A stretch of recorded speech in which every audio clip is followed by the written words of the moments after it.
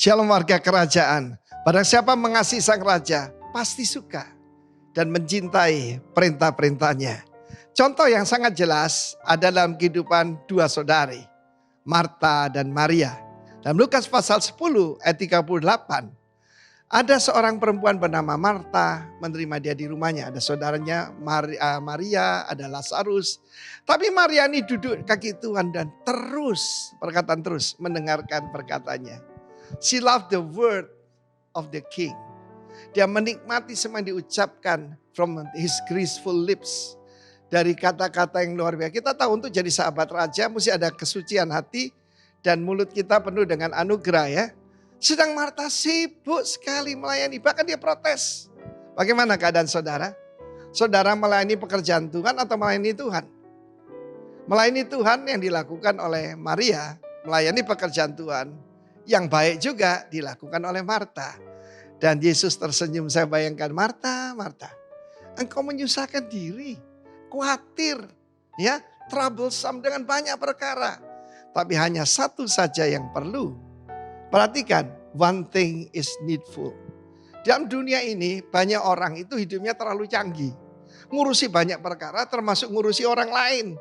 Firman Tuhan berkata jaga diri, jaga pengajaran, jaga kawanan. Tapi hanya satu, Maria telah memilih hidup ini adalah pilihan. Karena itu pilih untuk mengambil waktu. Saya pernah dalam satu kesempatan, saya merasa capek. Bahkan hampir-hampir burn out. Kenapa? Khotbah kiri kanan ngajar terus, ngajar STT dan sebagainya. Tetapi saya kurang duduk dan menikmati perkataan sang raja. Hidup adalah pilihan. Maria memilih yang terbaik, the best. Saya sering berkata that good is the worst enemy of the best. Saya ulangi ya, bahwa yang baik itu musuh terbesar dari yang terbaik. Hidup adalah pilihan. Karena itu saudaraku, selama 2 tahun ini yang saya lakukan, saya kaya dengan firman Tuhan. Karena saya mendengarkan kembali hamba-hamba Tuhan. Bahkan sudah bersama Tuhan seperti Derek Prince. Saudaraku, orang berkata, oh sudah mungkin out of date. Tidak, firman Tuhan itu kekal. Ya, saya mendengarkan pengkhotbah hebat seperti Jensen Franklin dan seperti hamba-hamba Tuhan yang lain. Saya banyak belajar dan saya menerima dan memilih yang terbaik. Yang tidak akan diambil daripadanya. Tidak bisa diambil.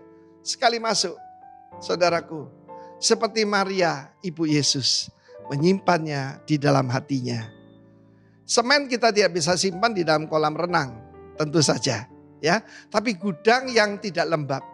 Demikian juga hati manusia telah disiapkan untuk menerima bukan cuma firman huruf kecil F-nya, tapi sang firman, yaitu Kristus itu sendiri. Karena itu saudaraku, pilih yang terbaik. Pilih yang tidak bisa diambil daripada kita. Dan saya sendiri pernah mengalami, yaitu mengalami troublesome ya. Saudaraku, banyak hal yang akhirnya saya mengambil beberapa prioritas. Yang ini tidak perlu saya layani. Saya pikir dulu kalau saya sibuk itu yang terbaik. Enggak. Sekarang saya pilih mana yang bisa jadi keuntungan buat orang lain, beneficial dan yang lebih penting. Keluarga lebih dulu. Kelompok kita, keluarga kita dulu, rock ministry, baru melayani yang lain. Kalau saya diminta orang, doakan dong saya lagi ulang tahun lagi ini. Berarti saya nanti tidak akan ada di rumah. Karena itu mari belajar kepada Maria. Yesus berkata, dia telah memilih yang terbaik. Ketika dia devour, ketika dia feed herself dengan suara perkataan sang raja. Dia mengalami kekayaan rohani. Karena tidak heran bagaimana dia, yaitu justru bisa memberikan persembahan yang terbaik. Minyak narwastu yang paling mahal harganya. Dan mempersiapkan buat penguburan Tuhan Yesus. Beberapa hari lagi kita akan memperingati kematian dan kebangkitan Kristus. Rejoice in the Lord. Amen. Hi Church, apa kabar Anda sekalian? Welcome to RSCC Online Service. So good to be back dan senang sekali bisa berjumpa dengan Anda kembali. Nah, sebelum kita mulai ibadah hari ini, ada beberapa informasi nih untuk Anda sekalian. Check this out.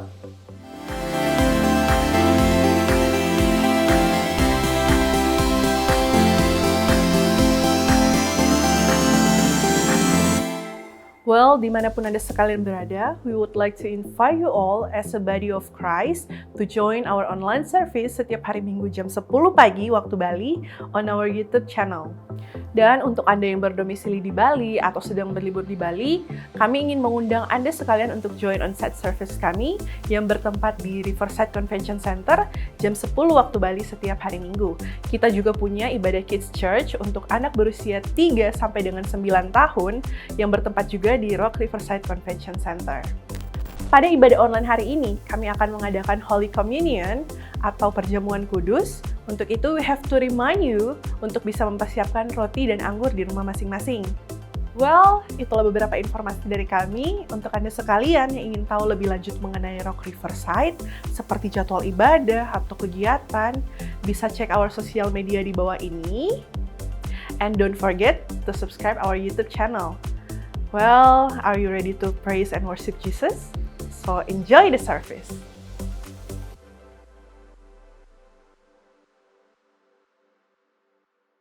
Shalom Rock Riverside. Sorak saya bersuka cita bagi Tuhan Allah kita hari ini.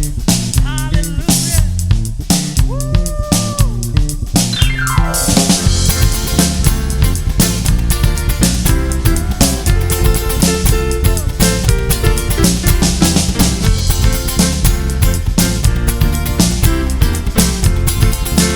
Mari bersuka cita bersama, katakan. Tiada terukur besar kasih setiamu Tuhan, panjang dan lebarnya melebihi lautan, jauh tinggi mengatasi langit, dalamnya tak dapat ku selami, kasih setiamu besar selamanya. Kasih setiamu besar selamanya. Bersyukur sama-sama, katakan. Hatiku bersyukur, jiwaku memuji, pun bersorak memuji Engkau, Yesus. Ajaib perbuatanmu, besar anugerahmu, takkan berhenti ku memuji namamu. Tiada terukur besar kasih setiamu Tuhan, panjang dan lebarnya melebihi lautan, jauh tinggi mengatasi langit, dalamnya tak dapat ku selami, kasih setiamu besar selamanya. Kasih setiamu besar selamanya. Hatiku bersyukur, jiwaku memuji, mulutku pun bersorak memuji Engkau, Yesus. Ajaib perbuatanmu, besar anugerahmu, takkan berhenti ku memuji namamu. Kasih setiamu besar selamanya. Katakan kasih setiamu. Kasih setiamu besar selamanya. Kasih setiamu, setiamu besar selamanya. Kasih setiamu besar selamanya. Hey! Hatiku bersyukur, amin. Mulutku pun bersorak memuji Engkau, Yesus. Ajaib perbuatanmu, besar anugerahmu, takkan berhenti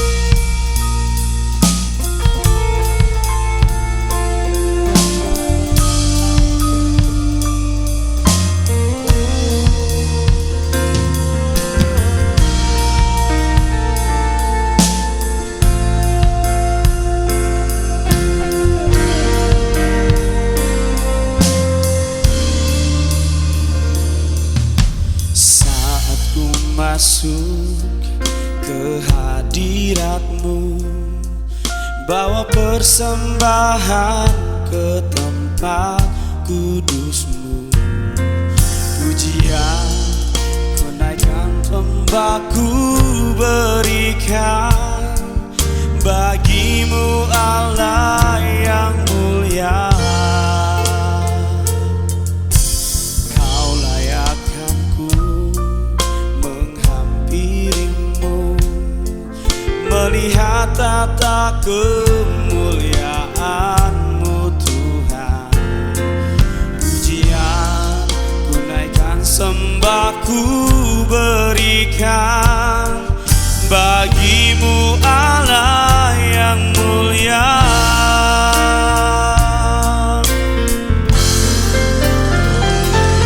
Kuasa darah-Mu, Kau telah tebus dosaku.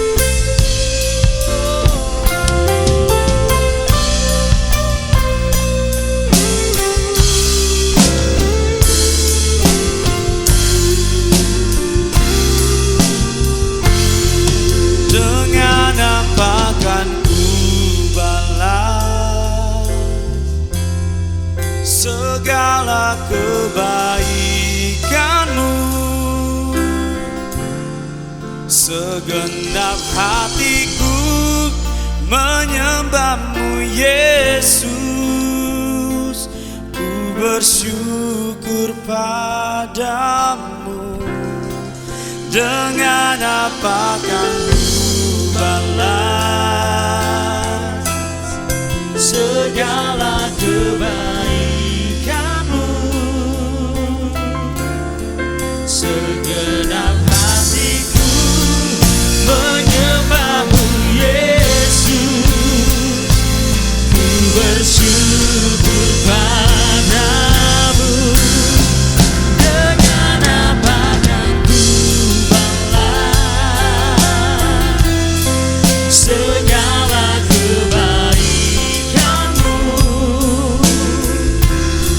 Segenap hatiku menyembah-Mu Yesus.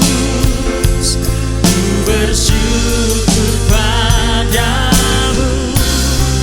Dengan apa kan ku balas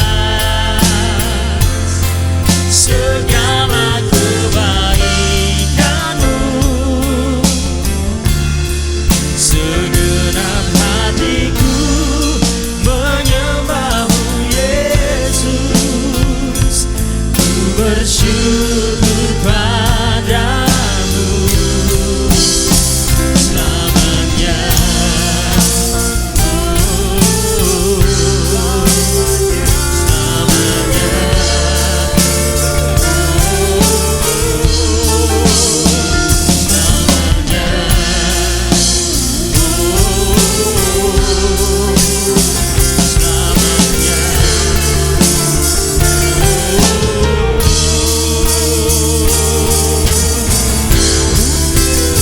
Kenapa kan ku balas segala kebaikan-Mu? Segenap hatiku menyembah-Mu Yesus. Ku bersyukur padamu. Akan ku balas segala kebaikan-Mu.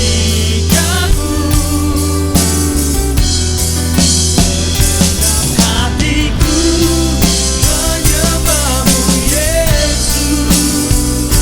Ku bersyukur padamu. Segenap hatiku menyembah-Mu Yesus. Ku bersyukur padamu selamanya.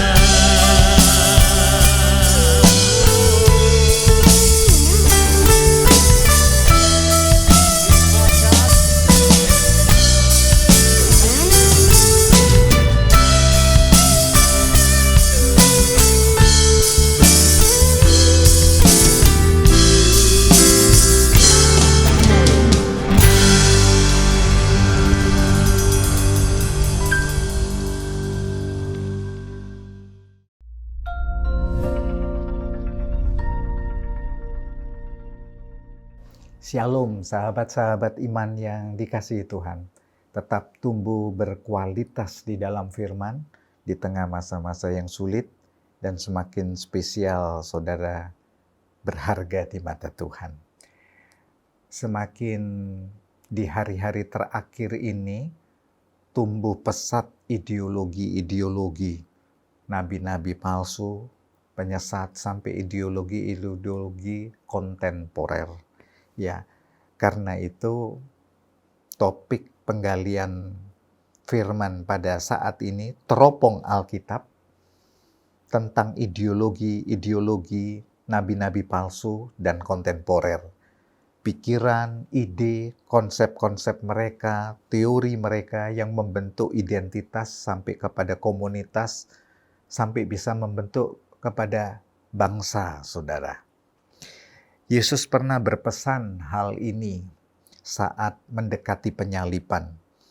Waspadalah supaya jangan ada orang yang menyesatkan kamu, Sebab banyak orang akan datang dengan memakai namaku dan berkata, akulah Mesias, akulah yang diurapi ilahi itu. Dan mereka akan menyesatkan banyak orang. Tertulis dalam Injil Matius pasal 24 ayat 4 dan 5. Yesus sedang fokus kepada penyebaran, penyesatan ideologi dari sejak abad mula-mula bersama murid-muridnya. Sebab pada waktu itu juga ada ideologi gnostik yang merekayasa dan memutarbalikkan ke firman Tuhan. Kebenaran, tidak mempercayai karya keajaiban, karya keselamatan Tuhan, tidak mempercayai adanya asal-usul dosa, dan seterusnya, saudara. Nah, ideologi nabi-nabi palsu dan ideologi kontemporer ini bisa membawa dampak yang begitu hebat untuk pertumbuhan kualitas iman kita, begitu ya, saudara.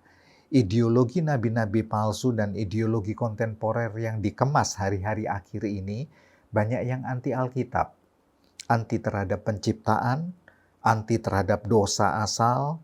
Jadi manusia tidak berdosa, tidak ada itu dosa asal. Manusia bisa menjadi Tuhan atas dirinya, ya. Anti terhadap salib Kristus, karya penebusan Yesus, anti terhadap kuasa kebangkitan Kristus, anti terhadap penghukuman, anti terhadap kedatangan Tuhan, dan anti terhadap pribadi Tuhan Yesus Kristus sendiri.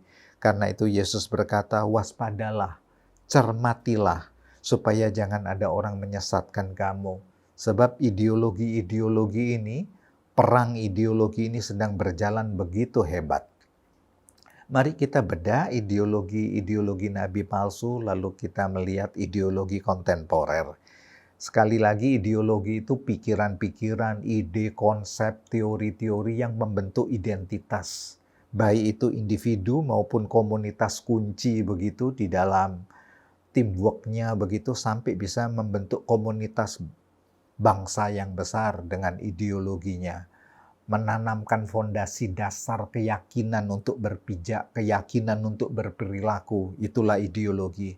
Nah, ideologi nabi-nabi palsu ini rawan, saudara-saudaraku.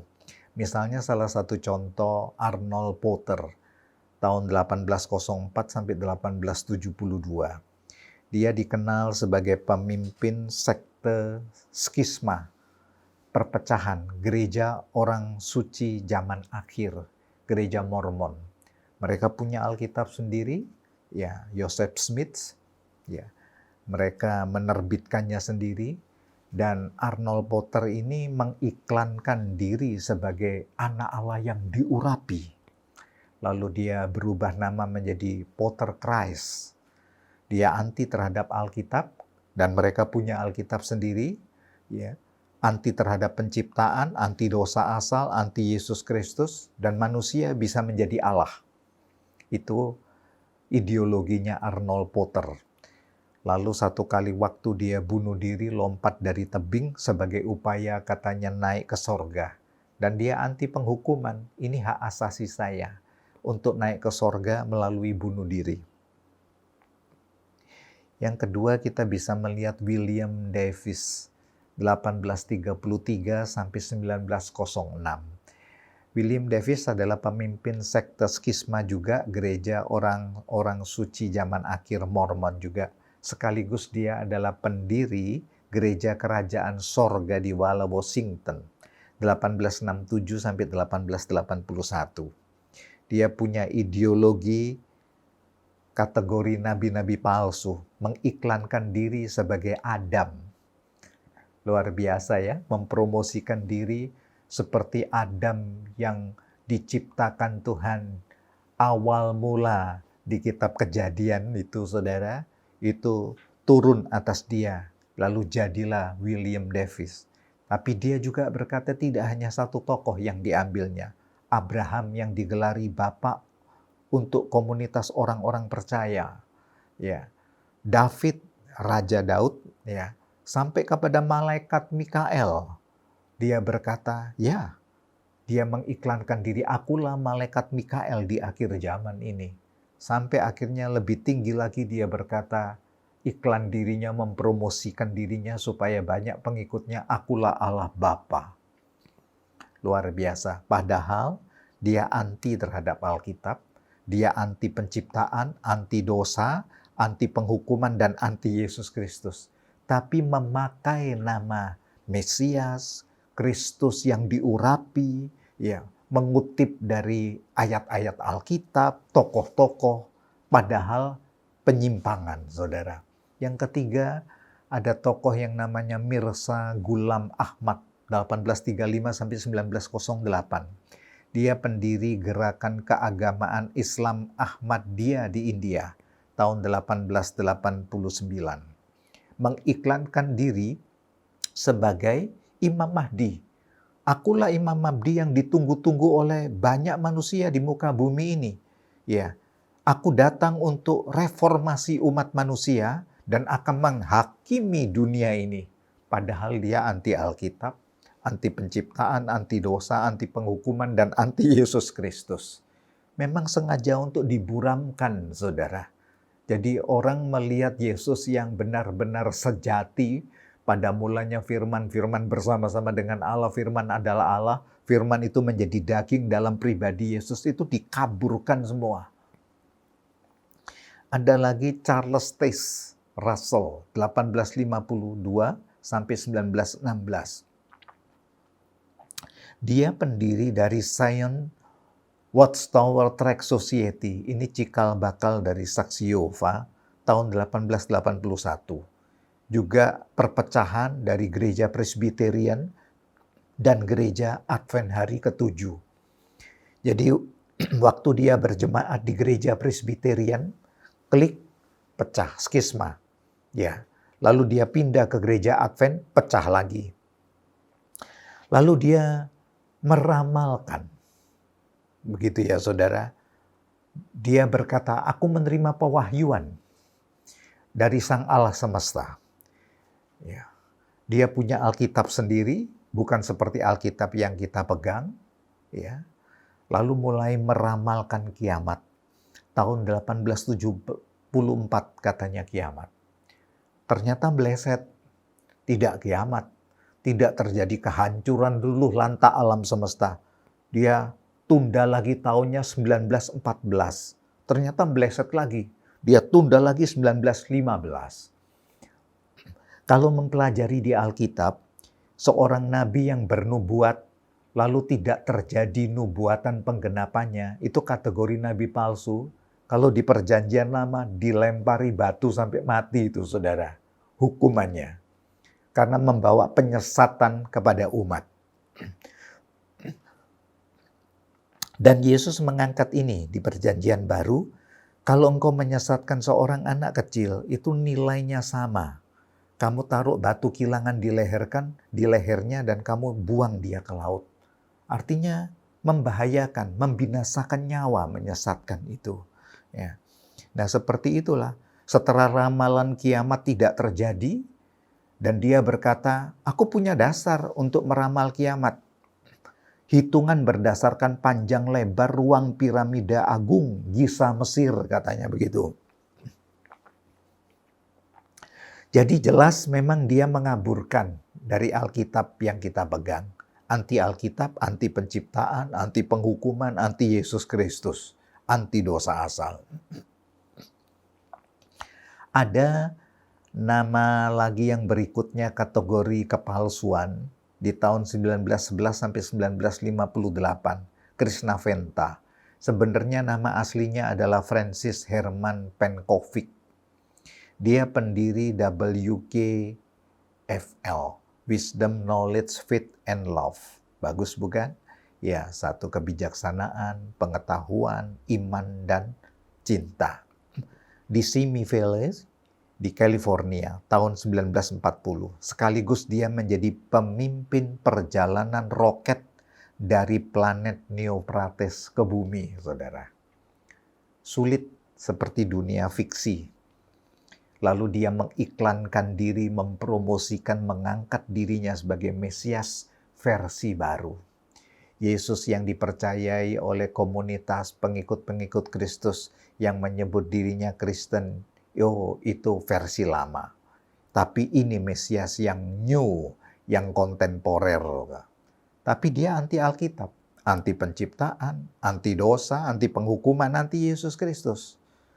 Dan hidupnya negatif, saudara. Kematiannya dibunuh oleh pengikutnya sendiri karena soal uang, soal dana ibadah. Dan dia berhubungan seks dengan istri-istri pengikutnya. Akhirnya dibunuh. Krishna Venta. Berikutnya kita kenal ada nabi-nabi palsu, kategori nabi palsu dan punya banyak pengikut, khususnya pasangan-pasangan rumah tangga. Sun Myung Moon, 1920 sampai 2012. Dia pendiri gereja unifikasi, gereja kesatuan. Wah, memikat sekali. Memang mereka punya bahasa-bahasa yang memikat untuk para pengikut, saudara. Dan dia mengiklankan diri sebagai juru selamat dan orang tua sejati seluruh umat manusia. Wah, keren amat ini, saudara. Pemulihan keturunan Adam Hawa yang terkutuk. Aku orang tuanya dan aku datang untuk memulihkan itu. Mengaku sebagai juru selamat. Padahal anti Alkitab, anti penghukuman, anti Yesus Kristus. Dan mereka pernah mengadakan satu pernikahan massal yang begitu besar. 1.000 pasang orang-orang Korea. Kategori kesesatan. James Warren Jones berikutnya, pendiri sekte People, aktivis politik, pengkhotbah, fasilida, sekaligus dia pemimpin bunuh diri revolusioner di hutan Jonestown, Guyana, 18 November 1978. Dia mengiklankan diri sebagai Yesus Kristus, lalu mengiklankan diri lagi sebagai Buddha, ya, lalu mengiklankan diri lagi sebagai Akhenaten. Ini roh Aten dinasti 18 Mesir. Ya, rohnya itu seperti dipanggil sama dia dalam kekuatan persekutuan mistik dan dia yang menjadi titisannya begitu, saudara. James Warren Jones. Dia juga berkata, tuh tidak cukup hanya Yesus Kristus, Buddha, Akhenaten, Vladimir Lenin pun. Terakhir dia proklamirkan diri, saya Bapa Ilahi, saudara. Padahal anti Alkitab, anti Yesus Kristus, dan sesat. Akhirnya bunuh diri massal. Para pengikutnya yang berani lari dari komunitasnya, dia punya senjata-senjata. Bersama pengikut kuncinya, itu bisa ditembaki yang berani mau lari dari komunitasnya itu, saudara. Mengerikan bukan? Yang seperti ini. Ada nama Wayne Curtis Ben. Orangnya masih hidup sekarang ini. Dari tahun 1941, dia ada. Pendiri gereja Tuhan Kebenaran. Skisma dari pendeta Advent hari ke-7. Dia sudah masuk dalam jajaran kependetaan gereja Advent, lalu skisma pecah. Dan dia dirikan gereja Tuhan Kebenaran. Iklankan diri sebagai Allah, sebagai Tuhan. Dan tanggal 15 Desember 2008, dia dipidana karena punya kelainan, skandal seksual dengan gadis-gadis di bawah umur, saudara. Anti Alkitab, anti penciptaan, anti dosa, ideologi yang sesat. Tetapi memakai nama Gereja Tuhan Kebenaran, pakai nama gereja, church. Ya, rawan bukan? Ada nama juga di Malaysia pendiri Sky Kingdom, Kerajaan Langit di Malaysia tahun 1975, Arifin Muhammad. Dia lahir 1941, dia meninggal 2016. Dia mengiklankan diri gak hanya satu tokoh. Dia ambil saya sebagai Yesus yang diurapi. Tapi aku juga Siwa, aku juga Buddha, aku juga Muhammad, saudara. Lengkaplah 4 ini, saudara. Tapi anti Alkitab, anti Yesus Kristus, ya, anti penghukuman, anti dosa asal. Dia beristri 4 orang dan punya anak 21 anak. Ya. Kalau kita sekarang beralih dari ideologi nabi-nabi palsu ke ideologi kekinian, modern, kontemporer. Jadi pikiran-pikiran, ide, konsep, teori-teori yang membentuk identitas diri, komunitas, bisa sampai masyarakat luas atau bangsa. Ideologi kontemporer ini misalnya satu tokoh David Hume 1711 sampai 1776. Dia seorang filsuf Skotlandia. Dia mentekuni filsafat, mencari keberartian hidup, makna, asal-usul kehidupan. Dia menekuni ekonomi, menekuni sejarah. Datang satu kalimat kesimpulan, dia orang yang empirism. Jadi sesuatu harus nyata. Ya, sesuatu itu harus bisa ada pengalaman indera. Jadi kalau mau dikatakan kebenaran adalah pengalaman indera yang bisa dilihat, bisa dirasa, itu kebenaran. Nah, kalau Tuhan kebenaran atau tidak? Tanda tanya besar, katanya begitu, saudara. Keberadaan Tuhan, oh itu tanda tanya besar. Sebab Allah adalah roh. Tidak bisa dengan panca indera untuk dihampiri. Ideologinya sama, anti Alkitab, anti penciptaan, anti dosa, anti penghukuman, dan anti Yesus Kristus. Filsuf kontemporer juga Immanuel Kant 1724 sampai 1804. Immanuel Kant ini filsuf Jerman, seorang yang kuat dengan rasio dan humanis. Dia tidak mengakui Tuhan di luar rasio manusia. Tidak mengakui Tuhan di luar rasio manusia. Jadi Tuhan ada sebatas rasio manusia. Pengetahuan tidak perlu Tuhan. Ya, karena rasio manusia bisa mengolahnya itu, bisa ciptakan itu.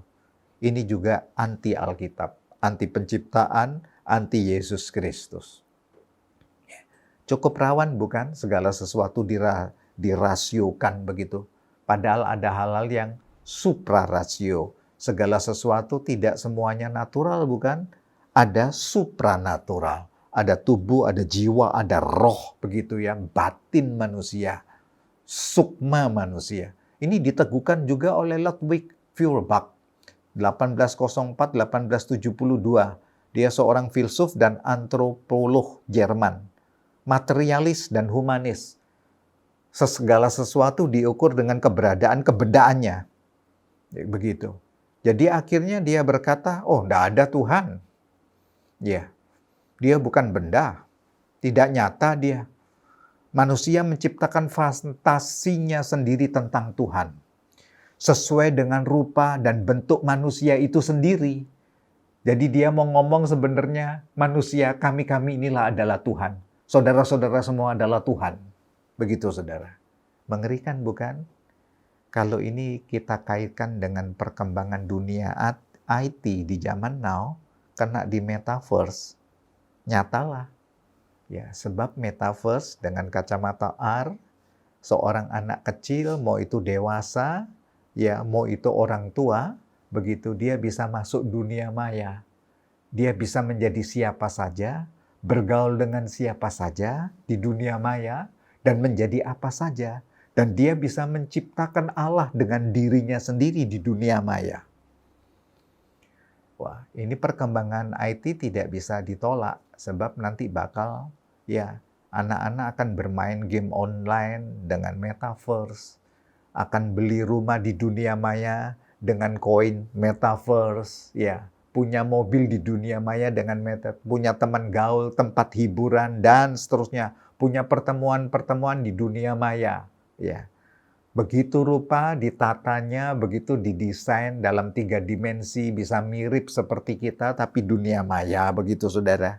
Ya, ya bisa punya perkawinan dunia maya, pergaulan bebas di dunia maya, menciptakan Allah sendiri dan dirinya di dunia maya, saudara. Ya, rawan bukan hal-hal yang seperti ini? Ternyata ideologi ini bisa menyesatkan, bukan? Ya. Ada Karl Heinrich Marx 1818 sampai 1883. Karl Marx adalah filsuf Jerman, politikus, ekonom, sosiolog, sejarawan. Dan ini juga digelari, ini bintangnya dari dunia ideologi dan filsafat, begitu saudara. Tapi mengerikan pahamnya dan penuh ejekan kepada Tuhan. Allah itu hanya ada dalam asap candu saya. Kalau dia ngomong seperti itu, saudara. Bukan Allah yang menciptakan hidup saya, bukan. Allah itu hanya ada dalam asap candu yang sedang saya hisap ini loh. Dan memang kematiannya dengan kekerasan hatinya, dia mati karena infeksi paru-paru, memang kebanyakan candu, saudara. Ya, tapi tetap keras. Ya, tidak sadar bahwa ideologinya menyesatkan dirinya dan begitu banyak orang. Friedrich Nietzsche, 1884 sampai 1900. Ini filsuf Jerman lagi. Saudara mungkin berkata, kok begitu banyak ya filsuf Jerman? Memang kerinduan Jerman itu menjadi ras unggulan, bukan? Hitler mempublikasikan itu, ya, dan begitu kerasnya mereka terhadap keberadaan Allah yang nyata, karya-karya penebusan Kristus. Jangan kaget, memang di wilayah Jerman, gereja-gereja yang begitu besar, ya, dihuni oleh orang-orang tua yang sudah begitu rentan dan akan menghampiri kubur, saudara. Generasi hangus, lost generation. Friedrich Nietzsche, filsuf Jerman, filosofi, filologi dia, peneliti dari teks-teks kuno, kritikus budaya. Dan ini kategori sebenarnya seorang rohaniwan yang bisa sukses. Karena ayahnya seorang pendeta, dibesarkan di keluarga pendeta Protestan, ya. Tapi dia dapati saat dia umur 5 tahun, ayahnya meninggal. Adik kesayangannya yang baru umur 2 tahun juga meninggal tidak lama setelah ayahnya meninggal. Ayahnya meninggal tidak sampai umur 40, 36 tahunan. Dia marah kepada Tuhan. Dia tadinya berpikir seperti cerita Lazarus yang bangkit. Dia tunggu-tunggu kok bapaknya nggak muncul-muncul lagi. Umur 5 tahun bukan? Kan butuh sesuatu yang nyata, tidak bisa abstrak. Anak usia dini kan tidak bisa bicara abstrak, harus real, nyata begitu. Terus dia tunggu adik-adiknya kok tidak bangun lagi dari kubur. Marah dia, tumbuh besar, dia kuliah di Jerman. Lalu begitu marah, muncullah statementnya dia yang begitu keras. Allah sudah mati. The Death of God teologi, dia bangun itu, dan bukunya dia ini diterjemahkan ke dalam banyak bahasa. Dan dipuji-pujinya, saudara. Saudara perlu paham, waktu dia meninggal, sungguh mengenaskan hidupnya. Dilahirkan dalam keluarga pendeta, tumbuh besar menjadi seorang yang menolak Tuhan dengan keras, kematiannya di sarang pelacuran dengan sakit HIV. Mengenaskan bukan hal yang seperti ini. Benarkah Allah itu sudah mati dan tidak ada Tuhan? Ya. Ada John Dewey, 1859, ini juga berbicara mengenai ideologi kontemporer. 1859 sampai 1952. Dia filsuf Amerika Serikat, kritikus sosial pendidikan, perintis dasar ilmu psikologi pendidikan. Dan dia ikut berperan mengenai tumbuh kembang pendidikan di Amerika. Ideologinya cukup memilukan, saudara, karena dia berkata juru selamat manusia itu bukan Tuhan. Pendidikan adalah juru selamat manusia, kebenaran bukan pewahyuan Tuhan. Kebenaran adalah pribadi manusia itu sendiri. Ya. Kawan-kawan pulang dari Amerika sempat berkisah. Aduh, cukup menyedihkan. Tempo lalu kami banyak mendengar senandung, kidung, renungan harian, nyanyian-nyanyian rohani di sekolah-sekolah. Ya. Tapi hari ini saudara dengar sama sekali dan dianggap pelanggaran terhadap hak asasi manusia. Dihapuskannya seluruh nyanyian-nyanyian, renungan-renungan pagi untuk pendidikan-pendidikan karakter anak-anak melalui firman dihapuskan dari sekolah-sekolah. Ikut berperan John Dewi di dalamnya. Anti Alkitab. Ideologinya anti penciptaan, anti penghukuman, anti Yesus Kristus. Kalau kita rangkumkan menjadi kesimpulan, ya dan amin. Yesus berkata, waspadalah supaya jangan ada orang menyesatkan kamu. Sebab banyak orang akan datang memakai namaku dan berkata, akulah yang diurapi ilahi itu. Akulah Mesias itu. Mereka akan menyesatkan banyak orang. Dan sekarang perang ideologi sungguh mengerikan, bukan? Ya, dan mempengaruhi banyak para intelektual. Kalau kita cari sampai sejauh mana sebenarnya ideologi nabi-nabi palsu ini bisa muncul dan ideologi kontemporer kekinian ini. Anti Alkitab, kok anti penciptaan, anti dosa asal, anti terhadap Yesus dan karya salibnya. Ya. Teliti ketemu yang pertama, banyak yang gagal paham atas Alkitab. Banyak yang gagal paham firman nubuatan. Gagal paham mengenai penciptaan dan dosa asal. Gagal paham mengenai kutuk dosa dan anugerah. Gagal paham untuk mempelajari kemanusiaan dan keilahian Yesus Kristus. Yang kedua, banyak di antara rekan-rekan yang berideologi yang sungsang ini, saudara, gagal paham terhadap ujian imannya, termasuk Friedrich Nietzsche tadi, terhadap proses kehidupan dan waktu Tuhan. Yang ketiga, polemik perang ideologi tanpa hikmat ilahi.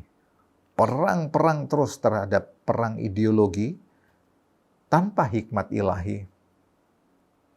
Yang keempat, terperangkap dalam batasan panca indera natural, rasional kemanusiaan yang berdosa. Dengan tahu dan mau keras hati untuk menutup pintu hikmat Allah. Kamilah yang menjadi Tuhan, manusialah Tuhan, manusia penentu segala sesuatunya.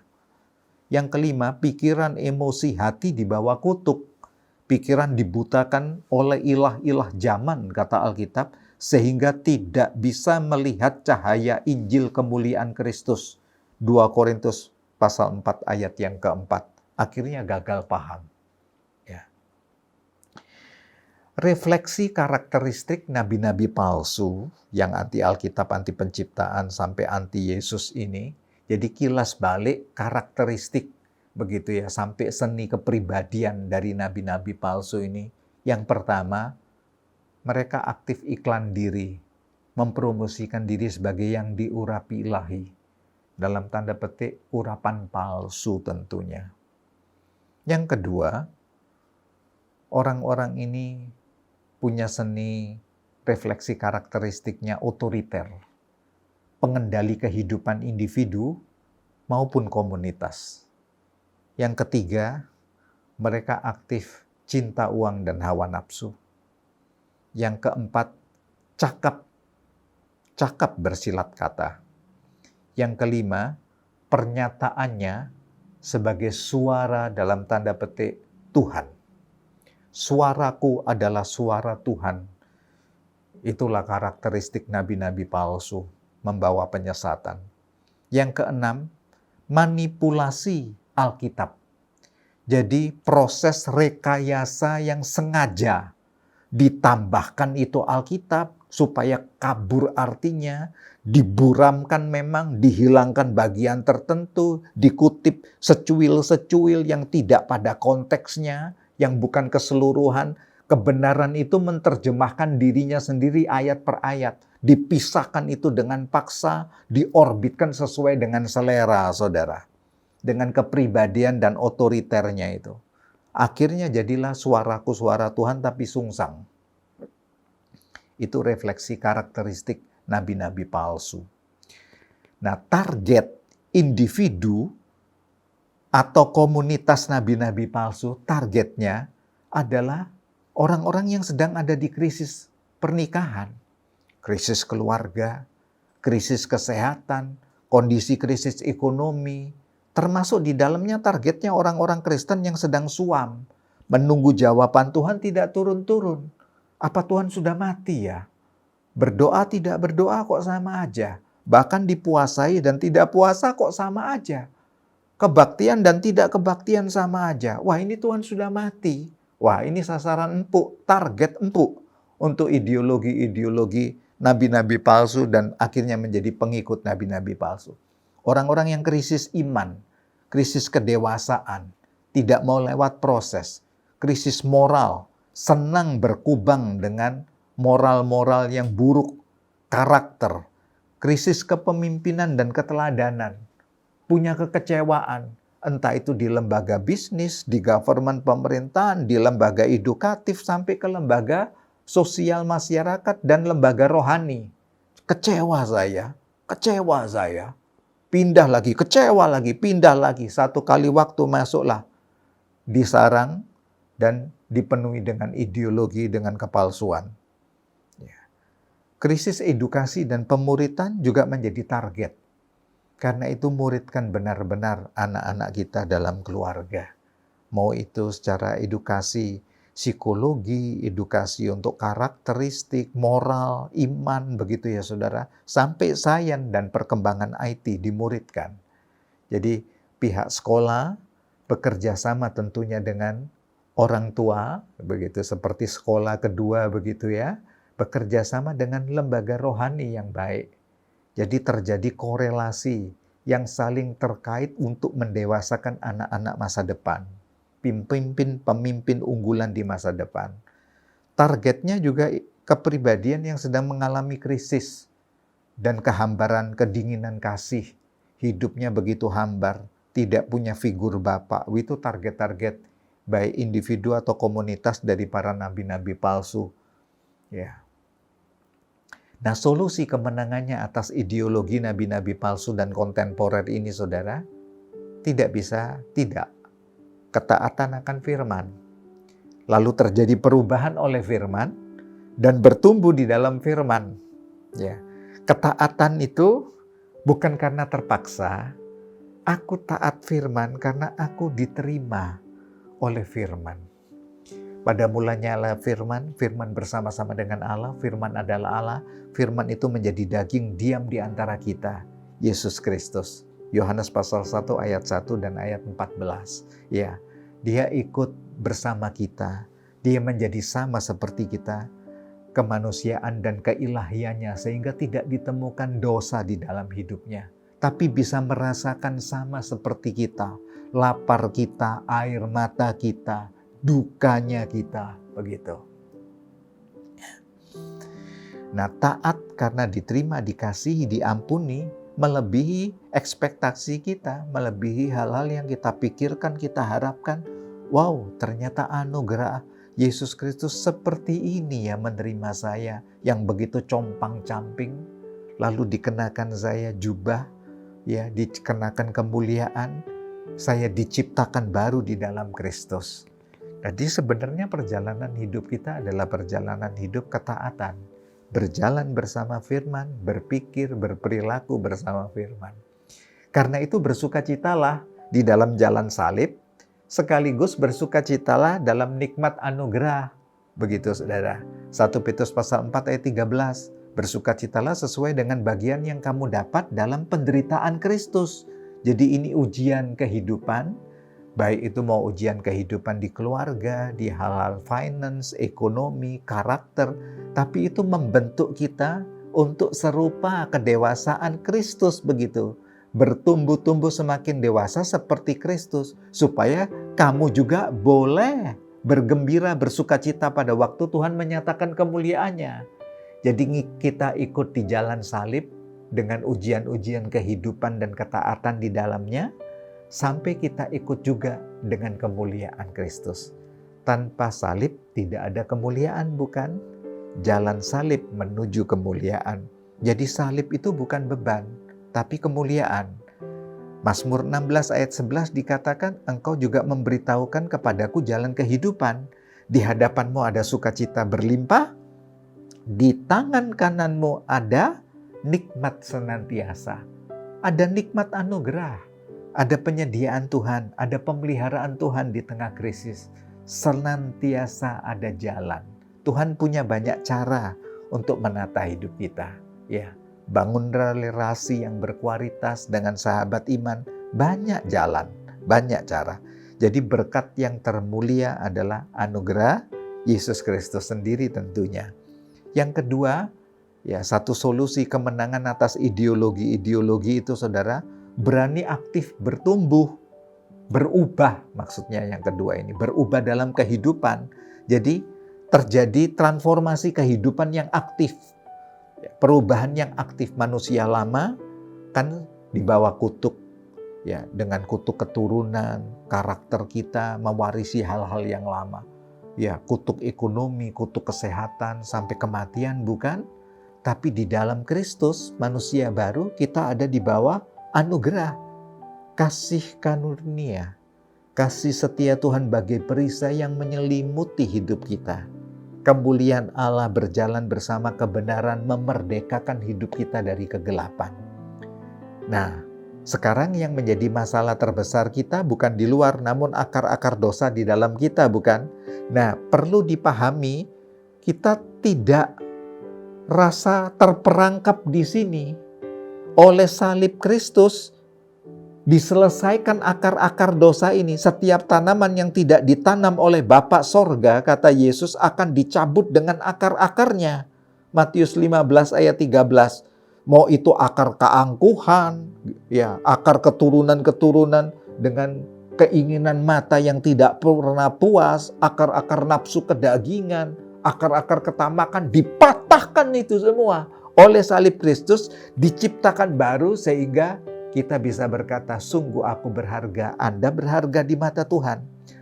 Alami satu perubahan yang dinamis. Ya, terjadi transformasi dan metamorfosis. Perubahan yang semakin berkualitas seperti telur ulat kepompong kupu-kupu.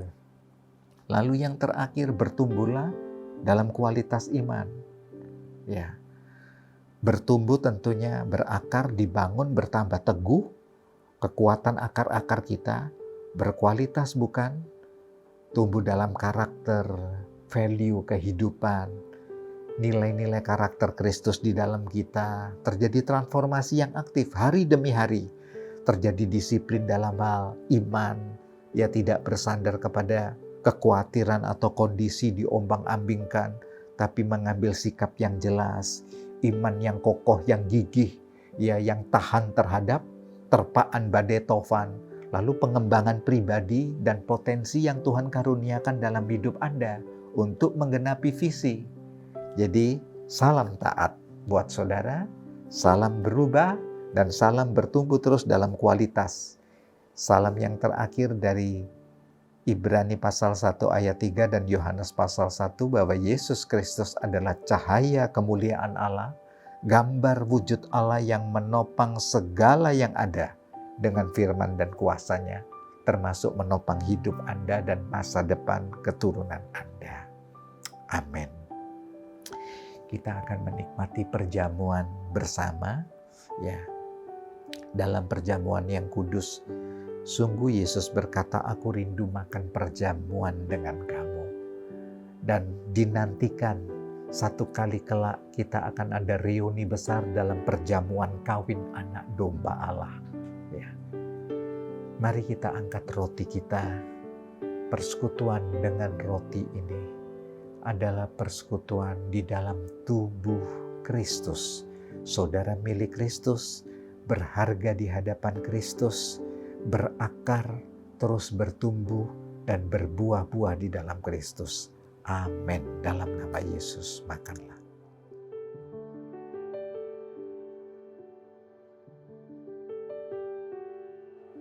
Cawan pengucapan syukur Eucharistia adalah ucapan syukur yang terbaik. Dan korban Yesus di Golgota adalah wujud ucapan syukur dan ketaatan kepada Bapanya, anugerah Allah dari sorga, ya, invasi ke bumi yang berdosa. Dan kita diciptakan baru. Sungguh perjamuan suci adalah sakramen perjamuan ucapan syukur. persekutuan dengan cawan pengucapan syukur ini adalah persekutuan di dalam darah Kristus, menyucikan, mentahirkan kita, dan kehidupan Kristus ada di dalam saudara. DNA Kristus ada di dalam saudara. Minumlah dalam Kristus. Amin. Naikkan ucapan syukur dalam doa saudara. Terima kasih Tuhan, kami tidak pernah sendiri. Allah tidak pernah gagal dalam rencanamu. Tuhan punya banyak cara.